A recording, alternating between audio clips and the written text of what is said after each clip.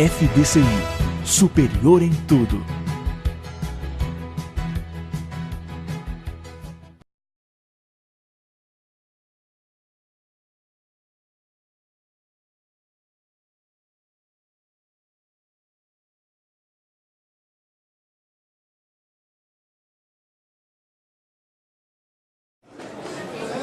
Bom, boa noite a todos, boa noite aos colegas de mesa, o Marcelo, o Isaías, nossos alunos, ex-alunos aqui presentes.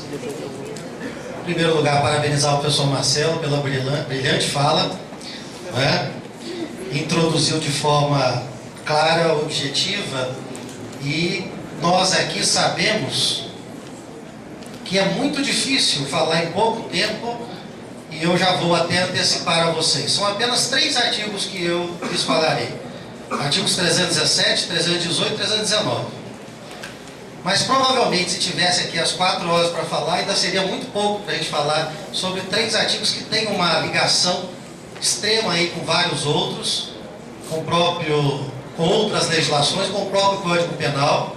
Mas de forma sintética e objetiva, a gente vai tentar esclarecer para vocês algumas inovações, e já começando a falar do artigo 317 de forma crítica, porque a gente, quando estuda domicílio, tanto em outros direitos civil, eleitoral, no processo penal, a gente sabe que o conceito de domicílio é aquele local onde a pessoa passa a maior parte do dia, que não necessariamente é a sua casa. Então, equivocadamente, o legislador, mais uma vez, ele coloca como título prisão domiciliar. Deveria ser o correto, a meu ver, prisão residencial. Porque o conceito de domicílio é um conceito bem mais aberto do que o legislador demonstra nos 2 artigos que a gente vai falar, que é a casa da pessoa onde ela deverá permanecer. Então, começa aí uma crítica ao legislador na utilização equivocada do nome domiciliar, onde deveria ser prisão residencial. Essa inovação, que na verdade não é nova, a gente já, na Lei 7.210, que é a Lei de Execução Penal, a gente tem lá sobre um outro nome, que é a chamada prisão albergue, né? Ou a prisão de final de semana, como alguns comentam. Só que nós tivemos aí, eu vou colocar para vocês uma espécie de um quadro comparativo, onde a gente vai perceber que algumas permissões de caráter procedimental, de caráter processual, vão se chocar, eventualmente, se essa pessoa tiver tido a oportunidade de ter a prisão domiciliar durante o processo e ela vir, no final do processo, sofrer uma condenação. Ela vai ter que ser tratada de forma diferente. Vejam vocês que uma das exigências para que a pessoa tenha direito à prisão domiciliar é ela ter mais de 80 anos, ela estar extremamente debilitada por alguma doença grave, seria imprescindível que ela fique em casa, né? Que ela obtenha a prisão residencial ou domiciliar, porque alguém depende muito dela. Ou seja, o legislador colocou aqui ou uma pessoa menor de 6 anos ou uma pessoa com deficiência, pressupõe aqui, como ficou em aberto, que seja uma deficiência física ou mental, mas que dependa desse cidadão que está preso. E no caso, a última hipótese, a quarta hipótese, seria da gestante, que teria também direito à prisão domiciliar.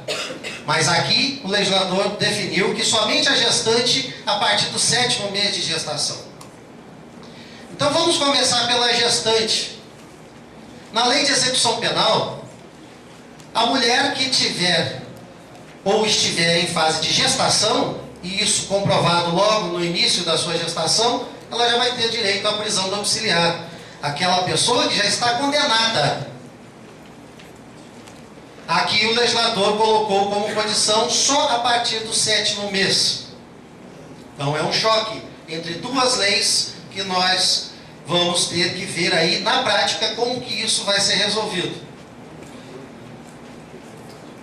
A imprescindibilidade para cuidar de pessoa menor de 6 anos. Como que o legislador chegou a esse critério 6 anos, se a lei de execução penal fala que se um homem ou uma mulher tiver uma pessoa menor que dependa dele, ele vai ter direito à prisão domiciliar? Aqui, enquanto respondendo ao processo, só para aquele filho menor de 6 anos. Depois de condenado, se o filho tiver 15, 16, é considerado menor, ele vai poder ter direito à prisão domiciliar.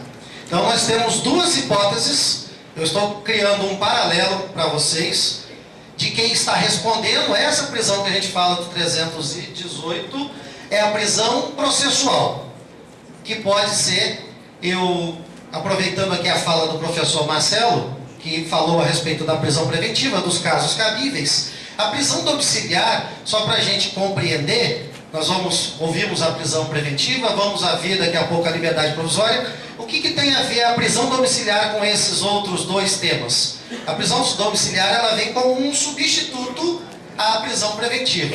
Então seria uma hipótese daquele cidadão que já está preso ter a sua prisão substituída, podendo ele ficar em casa.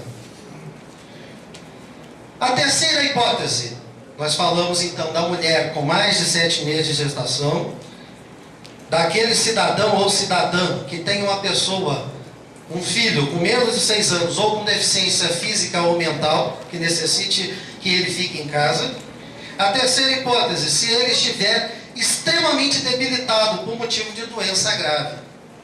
Ora, essa expressão extremamente debilitado, parece que já está colocando o cidadão num caixão, na cova, e ele extremamente debilitado, naturalmente ele não vai ficar em casa, ele com certeza será direcionado a um hospital, porque a lei de execução penal fala, basta ele ter uma doença infecto-contagiosa, que ele pode ter direito à liberdade à prisão domiciliar, e vejam, ele já condenado, ele já depois do processo.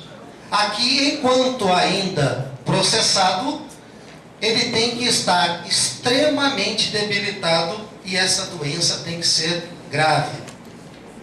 E a primeira que nós falamos é que o cidadão terá direito à prisão domiciliar durante o processo só quando ele tiver mais de 80 anos. Então, ou a mulher gestante com mais de 7 meses, ou aquela pessoa que tem um filho com menos de 6 anos, ou deficiente físico ou mental, ou se essa pessoa presa estiver acometida de uma doença e esteja extremamente debilitada, seja essa doença grave, e se ele tiver, ou ela, mais de 80 anos de idade.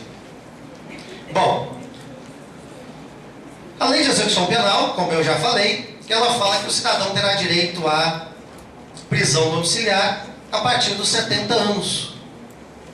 Talvez, até em razão de alguns crimes, de uma certa repercussão de pessoas importantes na sociedade, a gente tenha tido a legislação diferenciada aí nesse sentido. Porque a gente pode abrir os jornais e ver aí jornalistas, pessoas e médicos e tudo mais cometendo crimes extremamente graves com mais de 70 anos de idade. Então, talvez o legislador deve ter tomado essa atitude legislativa aqui, contrariando a própria lei de execução penal. O que é importante que se diga, esta lei não revogou os dispositivos da lei de execução penal. Então, é o que eu falava no começo, nós vamos ter duas leis, esta para tratar quem está sendo processado, e depois, se vier uma sentença condenatória transitada em julgado, aí vai para a lei de execução penal. Aí o tratamento lá, para quem é condenado, é mais brando do que para quem está respondendo a um processo. Então, mais uma crítica de forma objetiva e direta, para que vocês vejam como que o legislador erra, como que ele elabora mal as leis. Muito tempo a gente espera, muita demanda surge, né? O direito ele se move de acordo com as necessidades. A gente está acompanhando aí e com certeza veremos em breve modificações na parte legal em relação às relações homoafetivas, seja no âmbito civil, seja no âmbito penal, porque aqui a gente vê a proteção à mulher na questão da fiança ou da possibilidade de se decretar uma prisão